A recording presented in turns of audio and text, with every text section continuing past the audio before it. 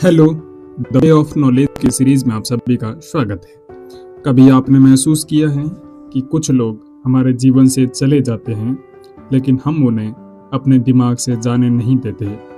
कभी कोई पुरानी गलती, कोई टूटा हुआ रिश्ता या किसी का कहा हुआ एक वाक्य सालों तक हमें परेशान करता रहता है। अब हम आगे बढ़ना चाहते हैं, लेकिन हमारा मन अतीत में फंसा रहता है।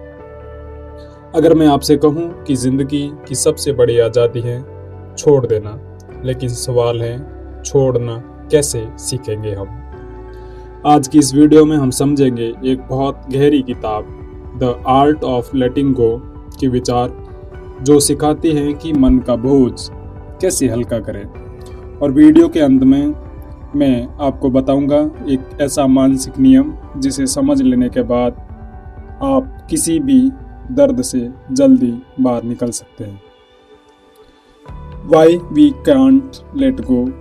हम में से ज़्यादातर लोग अपने जीवन में आगे इसलिए नहीं बढ़ पाते क्योंकि हम पकड़ कर रखते हैं पुराने रिश्तों को, पुराने दुखों को, पुराने अपमान को और कभी कभी अपनी ही गलतियों को। लेकिन सच्चाई ये है कि जितना ज़्यादा हम पकड़ते हैं उतना ही ज़्यादा दर्द होता है। इसे समझने के लिए एक छोटी सी कहानी सुनिए। एक शिक्षक अपने छात्रों को जीवन का एक सबक सिखा रहे थे। उन्होंने सभी छात्रों से कहा, अपने हाथ में पानी से भरा एक गिलास पकड़ो। सबने गिलास पकड़ लिया। फिर शिक्षक ने पूछा, अगर आप इस गिलास को 1 मिनट तक पकड़ेंगे तो क्या होगा? छात्र बोले, कुछ नहीं।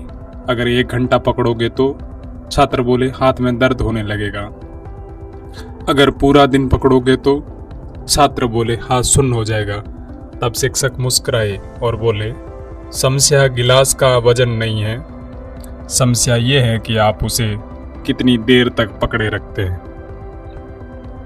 हमारी जिंदगी में दुख भी ऐसे ही होते हैं। अगर हम उन्हें कुछ समय तक महसूस करें ठीक है, लेकिन अगर हम उन्हें महीनों या सालों तक पकड़ कर रखें तो वही दुख हमें तोड़ने लगते हैं। इस किताब का पहला लेसन है एक्सेप्टेंस, मतलब स्वीकार करना। जिंदगी में बहुत सी चीज़ें ऐसी होती है जिन्हें हम बदल नहीं सकते, जैसे कि कोई हमें छोड़कर चला जाए, कोई अवसर हाथ से निकल जाए या कोई गलती हो जाए। अगर हम बार बार सोचते रहे ऐसा क्यों हुआ, तो हमारा मन अतीत की कैद में फंस जाता है। लेकिन जिस दिन हम कह देते हैं ठीक है यही हुआ, अब मुझे यहाँ से आगे बढ़ना है, उसी दिन से आपकी हीलिंग शुरू हो जाती है। इस किताब का लेसन नंबर 2 है फॉरगिवनेस, यानी माफ़ करना। बहुत लोग सोचते हैं कि माफ़ करना मतलब सामने वाले को जीतने देना, लेकिन असल में माफ़ करना खुद को आज़ाद करना होता है।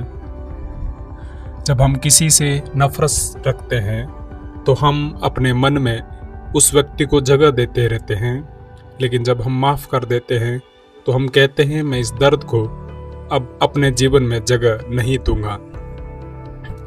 इस किताब का लेसन नंबर 3 है डिटैचमेंट, यानी भावनात्मक दूरी बनाना।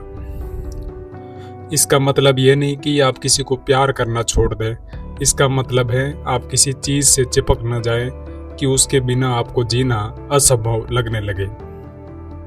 क्योंकि जीवन का नियम है, या सब कुछ बदलता है, रिश्ते बदलते हैं, लोग बदलते हैं, परिस्थितियां बदलती है, और जो व्यक्ति बदलाव को स्वीकार कर लेता है वही मानसिक रूप से मजबूत बनता है। लेसन नंबर 4 है लिविंग इन प्रेजेंट। किताब की एक महत्वपूर्ण बात बताती है, हमारी ज़्यादातर समस्याएं या तो अतीत से आती है या भविष्य की चिंता से, लेकिन शांति कहाँ से आती है? वो सिर्फ और सिर्फ वर्तमान में आती है। जब आप इस पल में जीना सीख जाते हैं तो मन धीरे धीरे शांत होने लगता है। वो पावरफुल मेंटल रूल है, अब वो मानसिक नियम है जिसका मैंने आप शुरुआत में वादा किया था। किताब कहती है, अगर कोई चीज़ आपकी शांति छीन रही है तो आपके जीवन में बहुत महंगी है। मतलब अगर कोई रिश्ता, कोई आदत या कोई सोच आपकी शांति को नष्ट कर रही है तो उसे छोड़ देना कमजोरी नहीं है, वो आत्मसम्मान यानी सेल्फ रिस्पेक्ट है। अंत में इस किताब का सबसे बड़ा संदेश है, जिंदगी को हल्का बनाने का सबसे आसान तरीका है अनावश्यक चीज़ों को छोड़ देना, जैसे पुराने दुख, पुराने पछतावे, पुराने गुस्से, क्योंकि जब हम छोड़ते हैं तभी हम सच में नई शुरुआत कर पाते हैं।